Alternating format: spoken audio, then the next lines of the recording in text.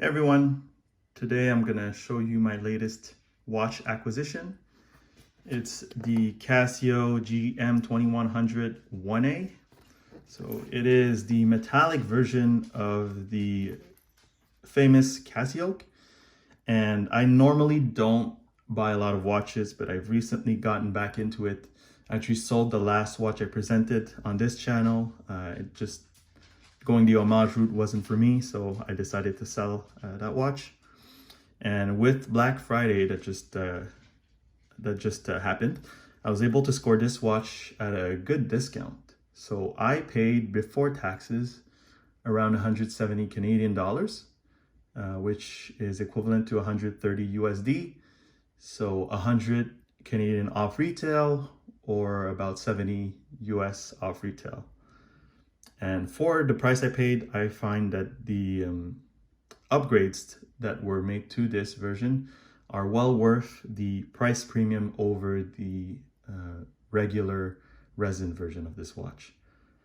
So first off, the main differences between this version and the resin version is mainly the case. So the case is a metallic one, and on the back you'll see that it doesn't say carbon core guard.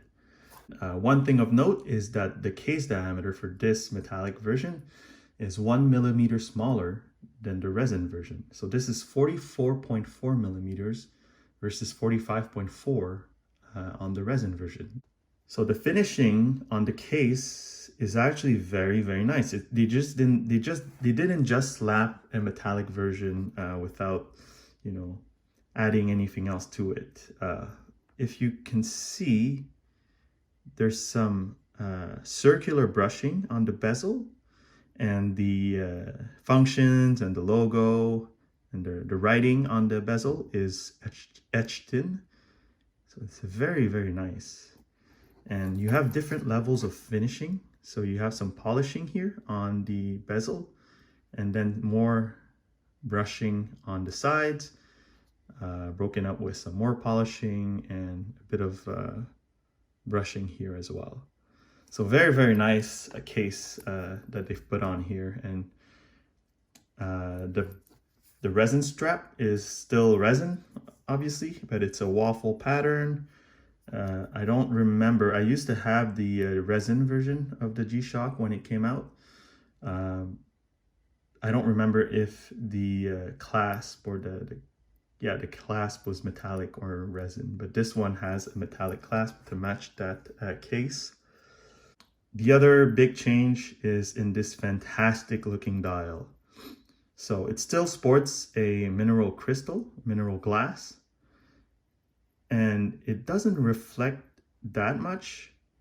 And what this allows is the dial to shine through. So you can see there's more vertical brushing on the dial, and I believe they use a vapor deposit finishing technique on it. I'm not too familiar with the process, but all I can say is that there's this very dark silver metallic dial, and these indices, right, on the resin version, I think if I remember correctly, they're in plastic. They're finished in plastic. They're plastic material. This is metallic, and there's more vertical brushing on the biggest part of the indices, and there's just different edges to these indices, and they just reflect the light differently at those different levels. And when you play around with just a watch like this, you can see how the light catches it differently. It's the same movement as the standard Casio. So it's still the quartz non-Bluetooth, non-solar version. 3 years of battery life-ish. And you have the different functions. So world time, stopwatch, alarm, timer. And on my wrist, I'm sorry, here I'm filming with my phone, but on the wrist, it looks very, very nice. I feel like it lays sits very nicely on my wrist.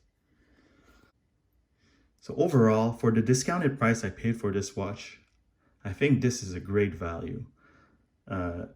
G-Shocks, at least in Canada, they tend to go on sale. And even this version, which at first sold out very quickly, is easier to find nowadays.